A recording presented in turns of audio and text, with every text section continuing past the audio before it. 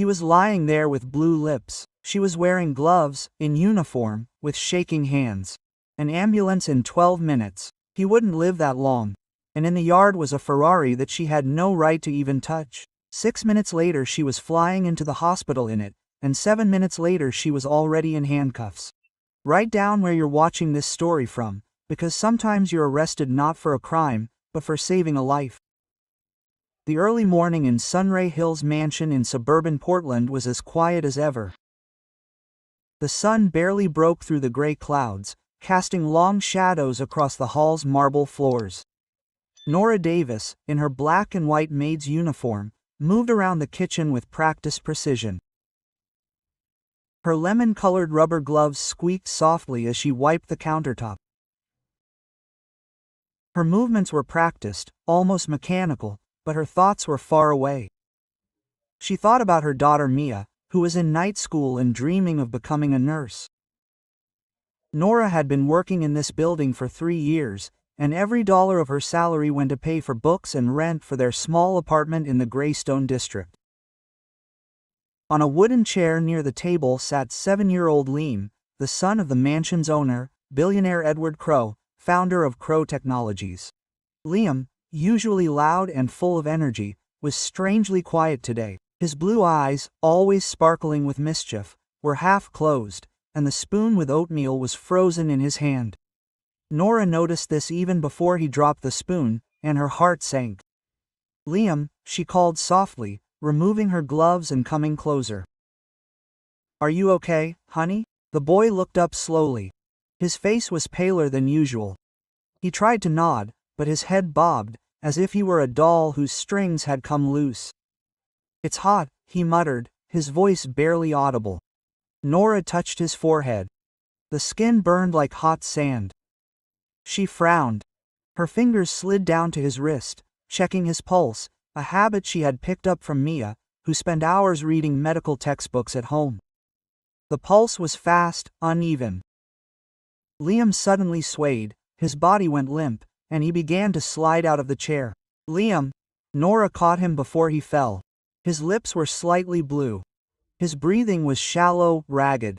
"Stay with me, baby, hold on." She called for help, but the huge mansion was empty. Margaret, the cook, had gone to the guest house to prepare supplies for dinner. Thomas, the head butler, was in town on an errand for Edward. The intercom system Edward had promised to fix for a week now was out of service. Nora rushed to the phone on the wall, dialed the security line. Answering machine, she dialed 911. Estimated arrival time. 15 minutes, the operator answered. 15 minutes? Nora asked. Her voice was shaking. He's not breathing properly. He needs help now. She looked down at Liam in her arms. His chest was barely rising. 15 minutes felt like an eternity. Her gaze darted to the window, where the scarlet Lamborghini Avenue d'Or gleamed in the first drops of rain on the round driveway. Edward Crow's pride and joy. He called it his second child, and Nora knew that none of the staff were allowed anywhere near it. But Liam was dying. Nora scooped the boy up and ran outside. Her shoes slipped on the wet marble. The rain was coming down harder. Cold drops hit her face. She laid Liam down on the passenger seat and buckled him. Her fingers were shaking so badly that she dropped the buckle twice. Climbing into the driver's seat, still wearing her yellow gloves and uniform, she stepped on the gas pedal. The engine roared, the tires skidding over the gravel, the automatic gates opening on recognition of her license plate. The security cameras were watching her. Nora didn't think about the consequences. Her only thought was to save Liam. The wind whipped her face as the Lamborghini sped down the highway at speeds Nora could only imagine. She gripped the steering wheel as if her life depended on it. But Liam's life was on the line. The boy lay motionless. His breathing was barely noticeable. "Hang in there, Liam," she whispered. Her voice was shaking. "We're almost there. Can you hear me? Just hang in there, quote." She sped through a red light, narrowly avoiding a collision with a truck. The car lurched around the corner, and Nora felt her heart jump into her throat, but she didn't slow down. Passers-by honked, someone shouted, but she didn't stop. Liam was more than just his master's son to her. Over the 3 years they spent in the mansion, she became more than a maid to him. She read him fairy tales when Edward was away on business, taught him how to tie his shoelaces, wiped away his tears when he fell off his bike. Love isn't always born of blood. Sometimes it comes through caring. In the mansion, cameras recorded the Lamborghini's departure. Security raised the alarm. Thomas, returning from errands, called Edward, who was at a board meeting. Directors in downtown Portland. "Sir, your car has been stolen," he said. His voice was shaking. "What?" Edward froze. His hand tightened on the phone. "Who?" Thomas paused. "Nora. The maid." Edward almost dropped the phone. Nora. The quiet, unnoticed Nora who never raised her voice. This was absurd. "Call the police," he barked. And they did. Out on the highway, Nora felt her heart pounding in her chest. Northern Cross Community Hospital was just visible on the horizon, its white towers rising against the gray sky, but time was running out. Liam suddenly convulsed. His small body shook. "No!" Nora screamed, jerking the wheel. The car swerved, the tires skidding. She grabbed his hand. Don't you dare, we're almost there. Can you hear me?" Quote. Tears streamed down her cheeks, mixing with the rain, which was now coming down in buckets. Sirens began to wail in the distance, not behind her, but in front of the hospital. She pulled into the driveway. The Lamborghini screeched to a halt, taking up 2 parking spaces. Nora threw open the door. "He's not breathing," she shouted to the medics already running toward the car. "Help him." The nurses and doctor scooped Liam up, lifting him onto a stretcher. One of the nurses, a young woman with dark hair, looked at Nora, in her maid's uniform and yellow gloves, still clutching the steering wheel. "Did you bring him here?" she asked, stunned. Nora only nodded, her body numb with shock. The police car pulled up seconds later. The officer, a burly man with a stern face, shouted, "Ma'am, get out of the car," hands visible. Nora slowly complied, her legs buckling as she stepped onto the pavement. "I didn't steal her," she said quietly. "I was saving him," but the handcuffs still snapped around her wrists. She stood in the rain, tears streaming down her face, as she was led away to a police car. The last thing she heard was, if she hadn't brought him in now, he wouldn't have survived, the nurse shouted as she disappeared through the hospital doors. Edward Crow pulled up to Northern Cross Hospital in his black Mercedes, parking it right in the fire truck area. His $1,000 suit was soaked in the rain as he ran toward the emergency room doors, followed by 2 security guards from Crow Security. His voice boomed over the noise of the hospital lobby. "Where is my son?" The nurse at the front desk, an older woman named Doors, recognized him. "He's in ICU 3. They're stabilizing him. He wasn't breathing when they brought him in." Quote. "Who brought him in?" Edward asked, his voice shaking with rage and fear. Doris paused. "Your maid Nora." Edward froze. "Where is she now?" Quote. "In the holding room," Doris replied, her lips pressed together. Edward, ignoring the protests of the staff, rushed to the glass window of the intensive care unit. Liam lay on the bed, hooked up to an oxygen mask. The monitors beeped rhythmically. His skin was pale, almost waxy, but he was breathing. A nurse was gently stroking his chest. The doctor was checking his vitals. Edward pressed his hand to the glass. His voice dropped to a whisper. "Oh my God!" The doctor, Dr. Richard Lane, came out to see him. "Are you, Mr. Crow?" Quote. Edward nodded. "Your son has suffered sudden respiratory collapse," Dr. Lane said. "Probably a rare allergic reaction, very aggressive. If he had arrived 5 minutes later, he would not have finished." Edward swallowed, his throat dry. "But he'll be fine."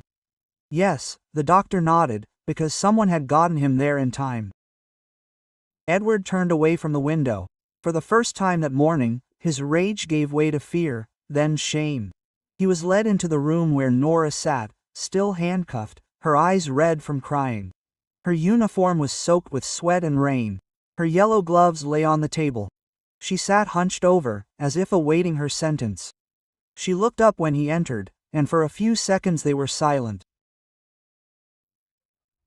Edward looked at her not as a maid, but as a woman who had carried his son across the threshold of death in a car she was not allowed to touch.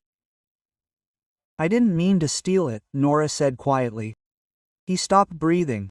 "I called, but no one answered. The ambulance was too far away. I didn't know what else to do."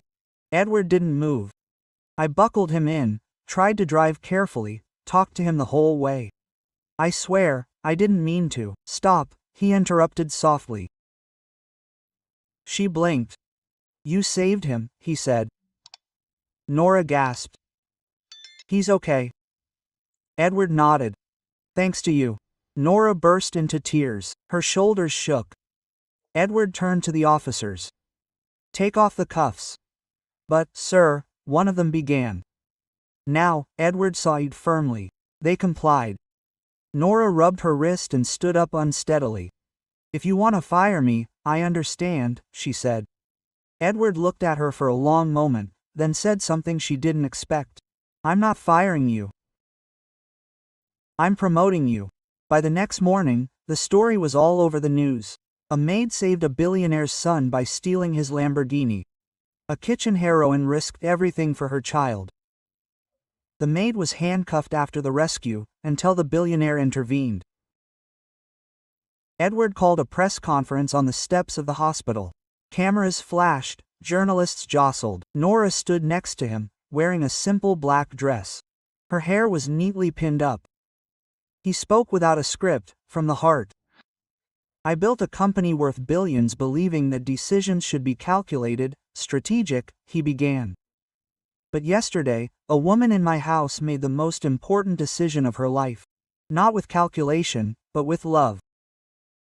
He paused, looking at Nora. "She broke the rules, but she saved my son, and I will never forget that." Nora looked down, tears welling up again. Edward turned to the cameras. "As of today, Nora Davies is no longer a maid in my house. She is Liam's primary caregiver and the director of our new child welfare fund." The crowd gasped, but that was not enough, he continued. "I'm giving $5 million to launch the Nora Initiative, a program to train emergency workers across the country, because every second matters and no one should be punished for saving a life." The reporters exploded with questions, but Edward raised his hand. "If you think the person cleaning your floors or watching your children is beneath you, you need help. I almost lost my son before I realized the most important person in his life wasn't in my office, but in my kitchen." The moment went viral. Over the next week, Nora's life changed. She was given a car, an apartment down the street from the mansion. She helped develop a homeschooling program for Liam, and became an advocate for working women. Liam couldn't stop calling for Miss Nora. To him, she wasn't just a maid, but the woman who had raced through fear, judgment, and sirens to save him. And Nora stood in the kitchen of the Sunrise Hill mansion, looking at Liam, who was enthusiastically drawing with markers at the table. His cheeks were pink again, his eyes sparkling as before. It had been a month since the day she thought she would lose him. Dr. Lane explained that the collapse was a rare allergic reaction to a new cough syrup Lem had taken that morning. The boy was now under strict observation, and the mansion had a medical room with a full set of equipment for emergencies. Nora was still getting used to her new status. Her maid's uniform hung in the closet, replaced by the comfortable clothes Edward had chosen for her. Her new role as Liam's guardian and head of the foundation was unfamiliar, but she was learning. Every morning she checked on Liam, read to him, played with him in the garden. But her thoughts often returned to that day, the roar of the Lamborghini, the fear that had almost crushed her. Edward entered the kitchen. His steps were quieter than usual. He no longer looked like an unstoppable tycoon. His eyes, once cold and calculating, were now softer. "Nora," he said, holding up the folder, "I wanted to show you this." He placed the papers in front of her. It was the outline of the Nora Initiative, a program that had already begun training the first groups of personnel in Portland. The courses included basic medical training, emergency response, and even stress management. "This is just the beginning," Edward sighed. "We've already had requests from Seattle, Denver, and even New York. People want to learn because of you." Nora leafed through the papers. Her fingers shook. "I don't know how to take this," she admitted. "I was just doing what I had to do." "That's why you're a perfect fit," he replied. "You weren't thinking about yourself, you were thinking about Liam." She looked at the boy, who was now humming a song as he drew a picture of the sun. "He's special," she said quietly. "I couldn't let him go." Edward nodded. His gaze fell on his son. "I was blind, Nora. I saw you as just a maid, but you turned out to know my son better than I do." His words hung in the air. Nora didn't know what to say. She had never thought of herself as a hero, but now the whole world was calling her one. That evening, Nora was sitting in her new apartment, small but cozy, overlooking the Willamette River. Mia, her daughter, had come home from school and was sitting at the table, leafing through an anatomy textbook. Quote, "Mom, have you seen the news?" Mia asked. Her eyes were shining. "They call you a life racer." Nora laughed, but her laugh was tired. "I'm not a racer, I'm just a mom who did what she could." Mia came over and hugged her. "You're my heroine. Iliama, too." Nora held her daughter close, feeling the warmth that was so lacking that day. She thought about Liam, about how he no longer called her Miss Nora, but just Nora. Like she was part of his family. A month later, Edward invited Nora to the first meeting of the Nora Initiative. The hall in downtown Portland was full. Housekeepers, nannies, gardeners, drivers, all the usual overlooked ones. Nora stood on the stage, her heart pounding, but her voice steady. Quote, "I'm not a hero," she began. "I'm just a woman who loved the child she was caring for. But I've learned that any one of us can be a lifesaver. It doesn't matter who you are or what you do, if you care, you're already halfway there." Quote, the room erupted in applause. Edward, sitting in the front row, looked at her with a pride she'd never seen in him. Liam, sitting next to her, held her hand. His small fingers squeezed it as if they were afraid to let go. In the following months, Nora's initiative expanded. Programs launched in 5 states, teaching thousands of people basic life-saving skills. Nora became the face of the movement, though she shook her head every time she was called a hero. "I'm not a hero," she said in an interview. "I just couldn't stand by." But to Liam, she was more than a hero. She was the one who rushed through the storm to give him a chance to breathe. And for Edward, she became a reminder that the most important decisions in life are made not in offices, but in the heart. One evening, when Nora was reading Liam a story in his room, he suddenly hugged her. Quote, "Nora, will you always be with me?" he asked. His voice was sleepy, but sincere. She smiled, stroking his head. "Always, baby." Outside the window, the rain pounded the roof again, but now it did not seem threatening. It was just rain, and Nora was ready for any storm. She did not know what the owner would say, did not know if they would forgive, but when he saw his son, he did not ask who was driving, he asked, "Is she alive?" If you also believe that love is not blood, but a choice, like and share this story, because sometimes real family is the one who is with you when you die. Quote,